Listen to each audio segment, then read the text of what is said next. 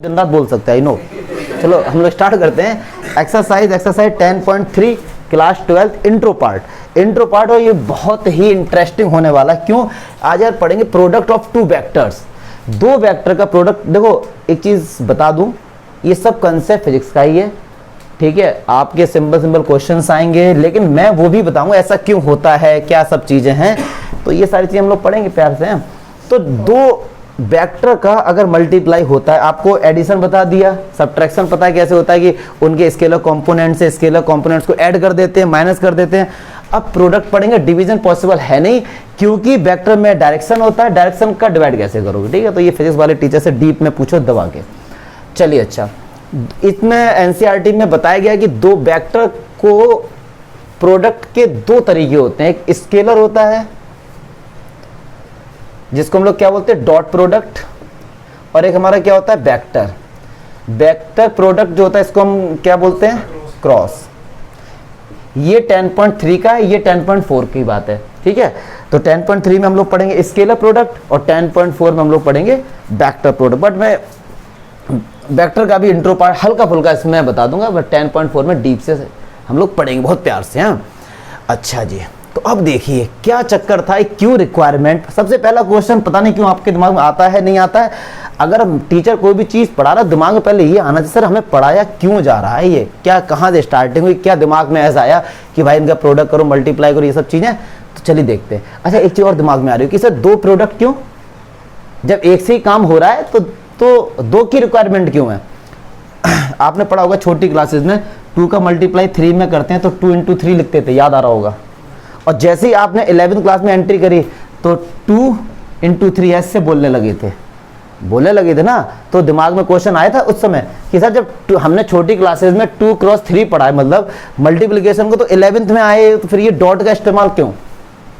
Clear है ना, same condition है। जबकि कायदे में अगर देखा, इसको क्रॉस बोल दो, इसको डॉट बोल दो, सही बात है ना। चमका नहीं, कभी सोचा नहीं होगा आपने कि यार छोटी क्लासेस में जब 2 into 3 लिखते तो इस तरीके से टीचर ने बताया।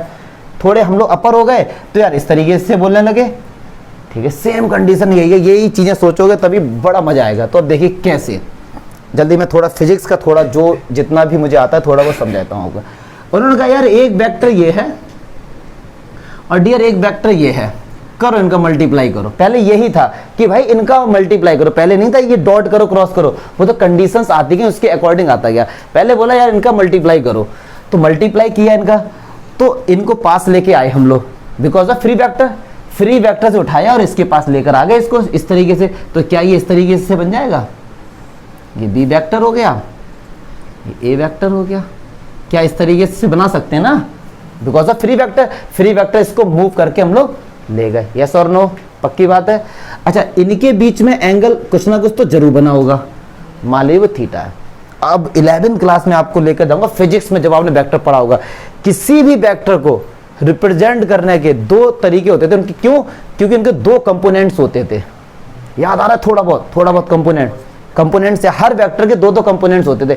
अब आप कहोगे सर कैसे, तो मैं देसी लैंग्वेज में समझाऊंगा, क्योंकि मैं खुद बुक की जो स्टैंडर्ड लैंग्वेज है वो समझ में तो आती है, लेकिन बच्चों को कैसे एक्सप्लेन करें। तो प्यार से समझिए कि हर वेक्टर के दो कंपोनेंट्स कैसे होते हैं, प्यार से समझेंगे। मान लो सपोज एक वेक्टर ये है, ऊपर से टॉर्च मारो भाई, ऊपर से रोशनी मारो। मान लो ये एक तरह से समझो कि एक स्टिक है, वेक्टर मारो गोली, ये एक स्टिक है, ऊपर से आपने दबा दब टॉर्च से मतलब रोशनी मार रहे हैं, तो आप देख रहे होंगे इतने जगह पे अंधेरा रहेगा। यार अंडरस्टूड है। इसमें क्या हमने कौन सा भयंकर लॉजिक बता दिया है? आपके पास मान लीजिए ये फोन है इस तरीके से, मैंने कहा ऊपर से रोशनी मारो, तो जो फोन के नीचे अंधेरा नहीं होगा, यस और नो, शैडो आएगी ना वहां पे, मतलब अंधेरा रहेगा ना वहां पे। क्लियर है। इसको बोलते हैं मैथ्स की लैंग्वेज में प्रोजेक्शन ऑफ अ वेक्टर। अभी पढ़ेंगे आगे। मतलब अब देखो ये देसी लैंग्वेज का भाई टॉर्च मार, अंधेरा है इधर, तो ये हो गया देसी लैंग्वेज में। अब स्टैंडर्ड लैंग्वेज क्या है, प्रोजेक्शन ऑफ अ वेक्टर। कहने में बड़ा मजा, जैसे क्या होता है आपको बताऊं, आपको बड़ा शायद आप लोग इस बात पर ध्यान देते होंगे। हम लोग कहते हैं कि यार हम लोग ना व्रत रखते हैं ना, फास्ट रखते हैं। क्यों रखते हैं कि इससे थोड़ा मतलब लीवर किडनी को भी थोड़ा रेस्ट मिलना चाहिए ना, उनको भी थोड़ा। लेकिन हम लोगों का व्रत रखने का तरीका अलग है, व्रत का आटा आने लगा, व्रत के चिप्स आने लगे, व्रत के चावल आते हैं, तो वो तो व्रत रहा ही नहीं, वो तो व्रत रहा ही नहीं। अब अंग्रेजों लोगों ने क्या, हम लोग बोलते हैं व्रत, अंग्रेज लोग बोलते हैं इंटरमिटेंट फास्टिंग, और उसका नाम बड़ा अच्छा दे दिया, जबकि है कुछ नहीं, बकवासगिरी है, लेकिन सुनने में ऐसा लगे भाई कितनी बड़ी चीज होगी, उसकी हिंदी निकालो तो वो यही होगी, तो इसको बोल देते प्रोजेक्शन ऑफ अ वेक्टर। तो यार देखो, हमने ऊपर से टॉर्च मारेंगे इस तरफ अंधेरा हो गया, नीचे से टॉर्च मारेंगे तो इस तरफ अंधेरा हो जाएगा, पक्की बात है। ऐसे ही हर वेक्टर के 2-2 कंपोनेंट्स होते हैं। कैसे? अगर इधर से टॉर्च मारेंगे तो इस तरफ अंधेरा होगा, इस तरफ से मारेंगे तो इस तरफ अंधेरा होगा। हर वेक्टर के 2-2 कंपोनेंट्स होते हैं। अब चमका या फिर नहीं चमका, ये वेक्टर है और ये बी वेक्टर है। जब बोला गया कि ए से बी का मल्टीप्लाई करो, ठीक है, ये बोला गया ए से बी का मल्टीप्लाई करना, अभी साइन वाली बात नहीं आई है, बीच में डॉट आ रहा है, क्रॉस आ रहा है, मारो गोली। तो क्या गया, ए वेक्टर के, हर वेक्टर के 2-2 कंपोनेंट्स होते हैं, एक हॉरिजॉन्टल वाला होता है और एक वर्टिकली होता है, हमने पढ़ा है। तो अब देखो हम लोग कैसे निकालेंगे, यहाँ से एक परपेंडिकुलर ड्रॉ कर दिया, ठीक है जी। अब ये एंगल थीटा, अगर मैं आपसे पूछता हूँ कॉस थीटा क्या होता है, तो उसका आंसर क्या आएगा, बी अपॉन एच। पक्की बात है। बी कितना है, इसका नाम देते हैं, अभी नाम देते हैं ओ ए बी, तो ओ ए हो गया और ये कितना, ए वेक्टर हो गया। क्लियर? तो ओ ए को क्या हम लिख सकते हैं, ए वेक्टर कॉस थीटा, और ओ ए वेक्टर क्या है, बी वेक्टर इसके, ठीक है। तो अभी इसको यही लेकर चलेंगे। ऐसे ही अगर मैं यहां से निकालूं साइन थीटा, तो साइन थीटा बराबर क्या आएगा, P upon H A B upon A vector. तो ए बी कितना आ गया, अब ध्यान से समझेंगे सारे बच्चे, ये क्या निकल कर आए हैं, ए कॉस थीटा और ए साइन थीटा क्या है, ये ए वेक्टर के 2 क्या हैं, कंपोनेंट्स हैं, ठीक है।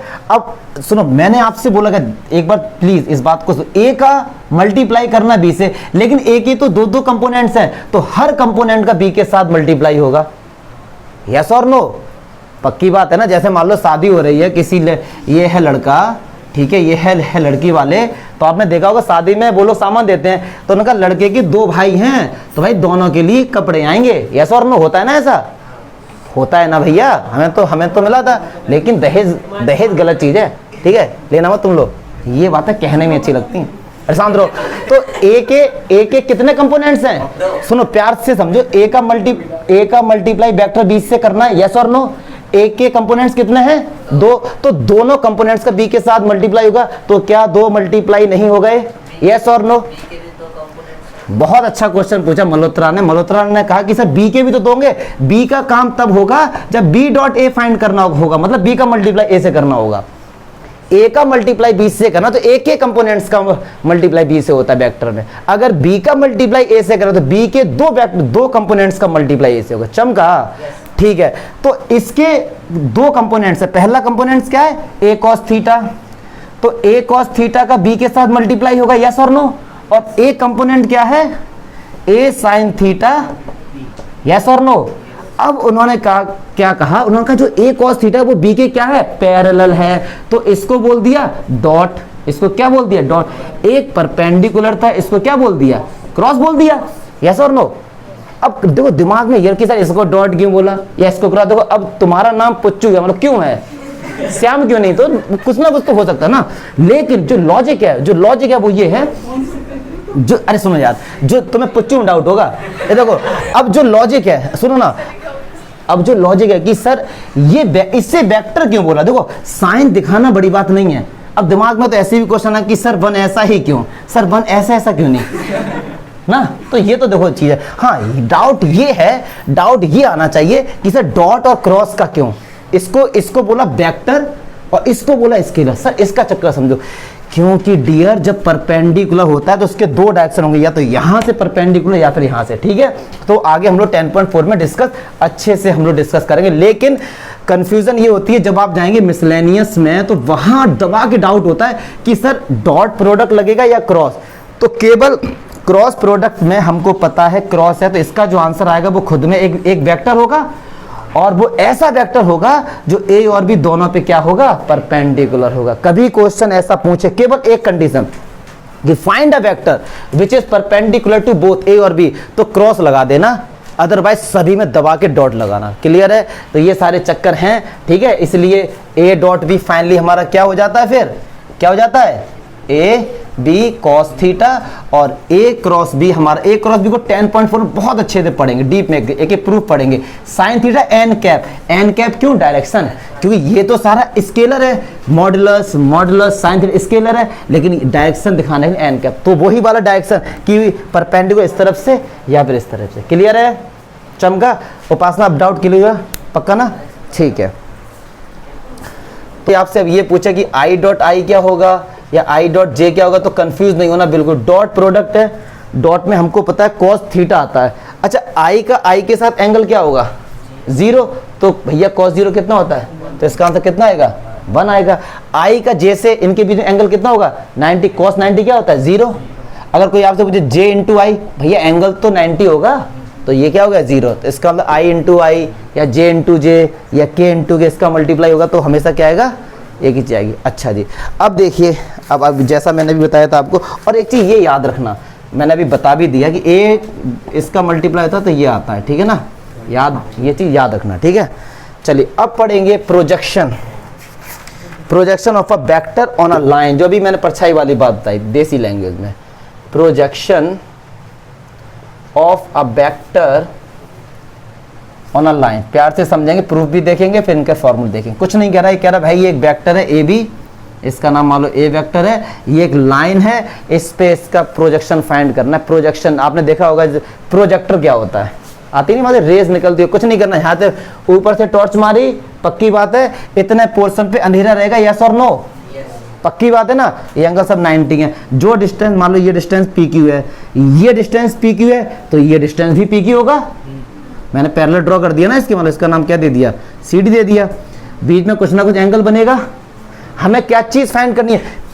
प्रोजेक्शन क्या है? PQ है ना? प्रोजेक्शन क्या है? इस वेक्टर का प्रोजेक्शन क्या है? PV है, PQ है, क्योंकि हमने टॉर्च मारी इतना पोर्शन पे अंधेरा रहा, तो यही इसका क्या है? प्रोजेक्शन है।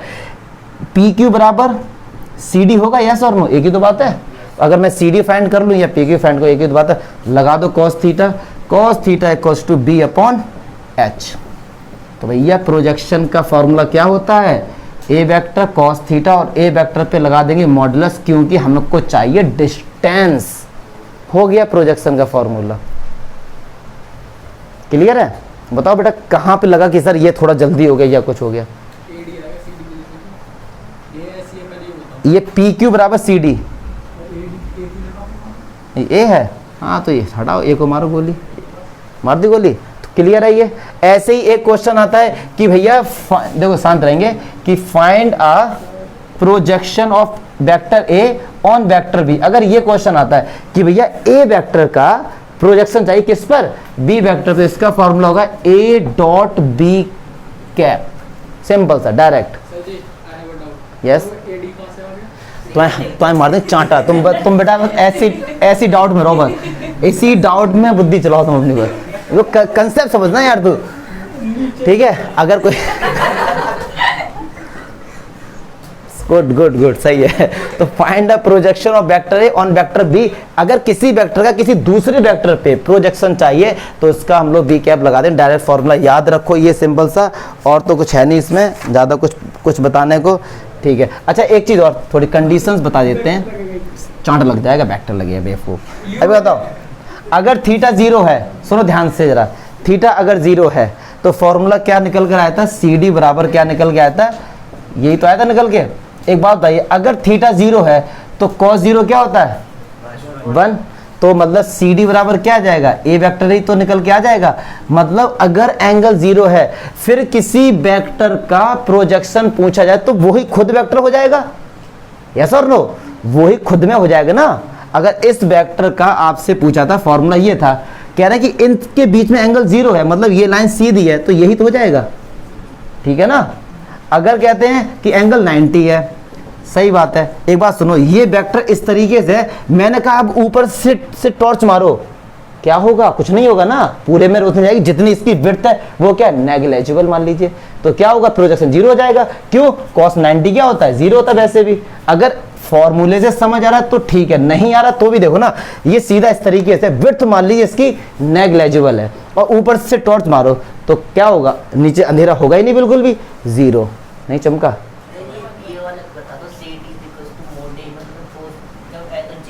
हाँ जब एंगल 0, cos 0 क्या होता है 1 हो गया, इसको हटा दो फिर cos 0 1 हो गया। CD बराबर किसके हो गया, वेक्टर A के। तो ये CD क्या था, प्रोजेक्शन था, और किसका था, इस वेक्टर का, और वही वेक्टर आ गया। तो इसका मतलब अगर एंगल 0 है तो वही वेक्टर हो जाएगा ना भैया। अच्छा जब एंगल 180 है, जब क्या एंगल 180 है तो cos 180 की वैल्यू क्या होती है -1, तो CD बराबर क्या होता है -A। मतलब वही वेक्टर होगा लेकिन डायरेक्शन अलग हो जाएगा, डायरेक्शन चेंज हो जाएगा। ठीक है, ये कंडीशन है, एग्जाम में नहीं भी आएंगी लेकिन आपको नॉलेज के लिए आनी चाहिए। अब देखो डॉट प्रोडक्ट में कम्यूटेटिव प्रॉपर्टी एप्लीकेबल होती है, A डॉट B बराबर B डॉट A होता है, याद रखो। डिस्ट्रीब्यूटिव प्रॉपर्टी का तो ये सब बच्चों वाली बातें हैं, तो ये हो जाएगा A dot B plus A dot C। ठीक है, अगर कहते हैं कभी स्केलर का मल्टीप्लाई करना है, मान लो A डॉट B में, तो K का मल्टीप्लाई आप या तो K का A के साथ कर दो डॉट B, या K का B के साथ कर दो, एक ही बात है, आंसर में कोई भी फर्क नहीं पड़ेगा। क्लियर है, मुझे नहीं लगता आंसर में कोई फर्क पड़ेगा। बस बस बस देखो भैया, इसका नाम मैं क्या बोलूं, मुझे समझ में नहीं आ रहा। जिन्होंने ये नाम रखा था क्यों इतना कम, अब सिंपल सा नाम रख लेते, प्यारे लाल इन इक्वलिटी, तो प्यार से पुच्चू पुच्चू बोलते रहते। क्या था ना, कोकी या कोची, देखो ये तो नाम है, लेकिन अगर मैं इसका सही प्रोनाउंसिएशन करना चाहूँ तो मैं तो नहीं चाहूँगा, हिम्मत ही नहीं करूँगा मैं से क्या है, कोची स्वाट्स, क्योंकि ना W के साथ A के साथ देखो वॉबल्स का आर आ रहा है, इसका प्रोनाउंसिएशन होगा नहीं। ठीक है, तो कोची जो भी कुछ है वॉट एवर, ठीक है। हाँ, इनके हम लोग शॉर्ट फॉर्म बना लेते हैं, हाँ कुछ भी रख दो अपना। लेकिन ये NCERT में ये एग्जाम्पल दिया गया है और वहाँ पे इसका प्रूफ बताया, हम इसको एक नए तरीके से पढ़ेंगे। इन्होंने बताया क्या, इन्होंने कहा कि अगर दो वेक्टर का आपने डॉट प्रोडक्ट किया, उनका जो भी आंसर आएगा उसका जो मॉड्यूलस है वो उन दो अलग अलग वेक्टर की जो लेंथ का मल्टीप्लाई किया तो या तो बराबर आएगा या फिर उनकी लेंथ का मल्टीप्लाई हमेशा ज़्यादा आएगा। कहने का मतलब क्या, वो इन्होंने बहुत दो, वो तो चलो मजाक वाली बातें, हम लोग तो इनके 0.00% भी नहीं है, इन्होंने ऐसी ऐसी बातें प्रूव कर दी हैं। देखिए इस A डॉट B कुछ ना कुछ तो आंसर आएगा, स्केलर है कुछ ना कुछ तो आंसर आएगा, और उसका भैया मॉड्यूलस कर दिया हमने। ठीक है, अब इसकी कुछ ना कुछ तो भैया लेंथ होगी और इसकी भी लेंथ होगी, इन दोनों का मल्टीप्लाई कर दो, तो इन दोनों का जो मल्टीप्लाई है या तो इसके बराबर आएगा या हमेशा ज़्यादा आएगा, ये कहना चाह रहा है। चमका नहीं चमका, बताना क्या चाह रहे हैं। वेरी गुड, ये एक वेक्टर है, मान लो इसकी लेंथ है 2 यूनिट, ये एक वेक्टर इसकी लेंथ है मान लो 3 यूनिट, मॉडुलस का। अब इसके बीच में कुछ ना कुछ एंगल होगा, तो डॉट प्रोडक्ट निकाल लेंगे हम लोग, निकाल लेंगे जो भी आंसर आएगा, और 2 3 जा 6 इनका हमने, तो ये जो आंसर 6 है या तो इसके बराबर होगा या इससे बड़ा होगा, सिंपल सी बात है। ठीक है जी, तो अब इसका प्रूफ देखते हैं। अच्छा, इसमें बोला गया है कि कंडीशन क्या है, उन्होंने कंडीशन बताई कि यार ये 0 नहीं होना चाहिए, ये 0 नहीं होना चाहिए। क्यों, अगर ये 0 हो गया तो इजीली प्रूफ हो जाएगा। इसकी वैल्यू रखो 0 यहाँ पे, तो ये पूरा क्या हो गया 0 हो गया, ये भी पूरा 0 हो गया, तो ये तो कंडीशन ट्रू हो गई, हो गया प्रूफ ये तो ऐसे। तो उन्होंने कहा कि 0 पर तो है प्रूफ, 0 पे छोड़ के और किसी पर आप प्रूफ करिए कि A की वैल्यू 0 ना हो। ठीक है, चलिए अच्छा अब देखते हैं कैसे प्रूफ करेंगे, बड़ा मजा आने वाला है, बड़ा हाँ बेटा बोलो। क्या 0 से छोटा भी तो क्यों नहीं हो सकता, क्यों इस नहीं हो सकता ना, पॉसिबल नहीं हो सकता, क्योंकि उसकी लेंथ क्या मॉडुलस है, लेकिन 0 तो हो सकती है ना। तो ये कह रहे हैं 0 भी ना हो, ये कह रहे हैं 0 भी ना हो। तो चलिए देखिए, अभी अभी हम लोगों ने ताजा एक बात पढ़ी है, A dot B equals to A B cos theta, yes और नो। अच्छा, जैसा हमको ये प्रूफ करना है, जब हमको ये प्रूफ करना है, प्रूफ में दिख रहा है कि दोनों तरफ क्या है मॉडुलस, तो टेकिंग मॉडुलस बोथ साइड, ये लिखने का काम आपका है। तो हमने यहाँ पे क्या किया, दोनों तरफ मॉडुलस कर दिया। अब ये एक मॉडुलस था पहले से भी है, तो कोई फर्क तो यहाँ पे पड़ेगा नहीं, क्योंकि अगर मैं आपसे कहूँ मॉडुलस 2 की वैल्यू भी 2 आएगी और इस पे 1000 लगा दो, आंसर तो 2 ही आएगा, क्योंकि मॉडुलस का मीनिंग होता है उसको पॉजिटिव कर देना।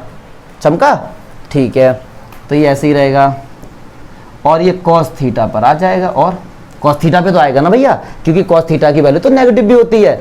तो अगर मैं आपसे पूछूं यहाँ से कॉस थीटा मॉडुलस क्या होगा? तो यार मुझे नहीं लगता इसमें कोई डाउट होगा। तो आप बोलेंगे सर ये होता है, यस और नो? ये इस तरफ आ गया ना, ये डाउट है तिवारी? गुड। तो अब देखिए कॉस थीटा की जो वैल्यू होती है क्लास 11 में हमने पढ़ा, या तो भैया 1 के बराबर होती है या 1 से छोटी होती है, -1 के बराबर होती है, -1 से छोटी, -1 से बड़ी होती है, यस और नो? पढ़ा हमने। यहाँ पे कॉस थीटा के साथ क्या है? मॉड्यूलस। तो इस तरफ भी तो लगाएंगे मॉड्यूलस, यस और नो? और -1 का मॉड्यूलस क्या हो जाएगा? क्या हो जाएगा भाई?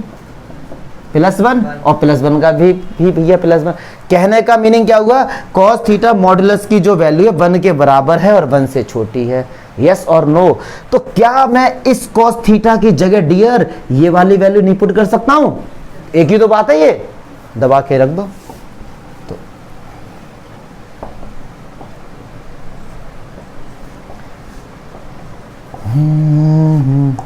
क्या किया मैंने? इसकी जगह ये वैल्यू पुट कर दी, ये वाली। अब इसका कर दो ना क्रॉस मल्टी, हो गया प्रूफ, हो गए कोची वोची जो भी थे इनका, हो गया काम, यस और नो मल्होत्रा? और ये क्वेश्चन है, ये आपके एनसीईआरटी का एग्जाम्पल है। मैंने अलग से आपसे कहा है थ्योरम में, मैंने पहले ही इसको डिस्कस कर दिया ना, एग्जाम्पल में डिस्कस करता। तो ये इसको एक थ्योरम मान लीजिए या एक क्वेश्चन मान लो, जैसा एग्जाम में आ सकता है, बस ये है। तो नाम तो इनका बहुत ही पिक्यूलियर है, तो कोई बच्चा ट्राई नहीं करेगा नाम का, हो सकता है जवान आपकी वापिस ना आए, फिर बोल के फंस जाए एक बार। तो ये सब आपके ऊपर है, आप इसके प्रूफ देखो और बताओ सर ये डाउट है। एक और ऐसी भैया थ्योरम प्लीज यार, पढ़ जाओ यार, देखो जरा, एक ऐसी थ्योरम है ट्रायंगल इन इक्वलिटी। इसमें क्या बोल रहे हैं यार, अगर दो वेक्टर हैं उनको ऐड करो और उनका निकालो मॉड्यूलस, उन पहले ऐड करो फिर निकालो मॉड्यूलस। उसमें क्या अलग अलग मॉड्यूलस निकाल के ऐड कर दो, तो ये हमेशा या तो बराबर आएगा या फिर बड़ा आएगा। देखो इसका प्रूफ करने से पहले एक छोटा सा स्टेटमेंट लिखूंगा मैं, अगर वो आ गया समझ में तो आप बताना यस और नो। एक्स कोई भी नंबर है, उसकी जो वैल्यू है वो उसके मॉड्यूलस से या तो बराबर होगी या छोटी होगी। सही बात है। देखो अगर चलो मैं एक्स की जगह रखता हूं -2, तो रखो यहां पे -2 और -2, तो कंडीशन ट्रू, क्योंकि इस तरफ तो आएगी हमेशा पॉजिटिव वैल्यू और इधर तो नेगेटिव भी हो सकती है। तो यार ये हमेशा बड़ा होगा इसके या इसके बराबर होगा। अगर इधर 2 है ये भी 2 हो जाएगा पॉजिटिव में। ये बात क्लियर है, बस ये आ गया। तो ये हाँ बताओ, 0 हुआ, क्यों हुआ? तो रखो इसकी जगह, आ तो गया 0, तो कंडीशन ट्रू नहीं गई। अगर कोई बच्चा ऐसा सोचता है कि सर 0 लेस देन कहाँ 0 से, इन दोनों में से अगर एक भी कंडीशन सेटिस्फाई होगी तो भी ट्रू में आता है वो एक भी। ठीक है डियर, अब चलिए प्रूफ करते हैं इसको। तो देखिए सुनो, इसका मैं डायरेक्ट प्रूफ बताऊंगा तो बड़ा वो लगेगा, क्योंकि इसका जो प्रूफ था लोगों ने बड़े एक्सपेरिमेंट किए थे, तो उन्होंने कई सारे एक्सपेरिमेंट करे। तो एक बार जब उनको सक्सेस मिली तो ऐसे मिली, देखो ध्यान से जरा, उन्होंने क्या किया, इसका किया होल स्क्वायर। और जब भी मॉडुलस का होल स्क्वायर होता है तो इस तरीके से होता है, मैंने आपको अभी बताया था। अब आप कहेंगे सर कैसे, रुक जाइए। अभी मैंने आपसे कहा था ये, इसको हम ऐसे लिख सकते हैं, ठीक है? तो इसी तरीके से ये मॉडुलस का स्क्वायर अलग अलग इसको लिख सकते हैं। करो भैया इसका मल्टीप्लाई करो। तो देखो कायदे में मल्टीप्लाई जो वेक्टर के होते हैं इस तरीके से होते हैं, ए का ए के साथ होगा तो ये स्क्वायर हो गया, क्लियर है? बी का बी के साथ होगा तो ये इस तरीके से हो गया। फिर ए का बी के साथ होगा ए डॉट बी, बी का ए के साथ होगा बी डॉट ए, और ए डॉट बी और बी डॉट ए बराबर ही होते हैं क्योंकि कम्यूटेटिव प्रॉपर्टी अप्लाई होती है। तो क्या मैं इसको ऐसे लिख सकता हूं? क्लियर है? बहुत से बच्चे सोच रहे होंगे कि सर आप इस डायरेक्ट ही बोलते ना कि ए प्लस बी का होल स्क्वायर ओपन कर दो ना, जब आएगा एंड में वही, तो मत करना, क्योंकि क्रॉस में ऐसा नहीं होता है। क्रॉस में होगा तो ए डॉट बी क्रॉस में ए क्रॉस बी और बी क्रॉस से अलग अलग होते हैं, ठीक है? तो वहां पे नहीं कर सकते। कहां पर? हाँ स्क्वायर आएगा, पक्का स्क्वायर आएगा। नहीं वहां पे नहीं अप्लाई होती, पढ़ेंगे अच्छे से, ठीक है? अच्छा अब यहां पे आके फंस गए, बोलो यार अब कैसे करें? मजा आ गया यार, समझ नहीं यार अब क्या करें। तो फिर भैया इसको छोड़ दिया उन्होंने यहीं पर ही, फिर लॉजिक लगाया। कौन सा लॉजिक? ये वाला लॉजिक। अब आए समझ में तो आप मुझे बताना। इसको लिखा उन्होंने और आप मुझे बताएंगे हाँ सर समझ में आया।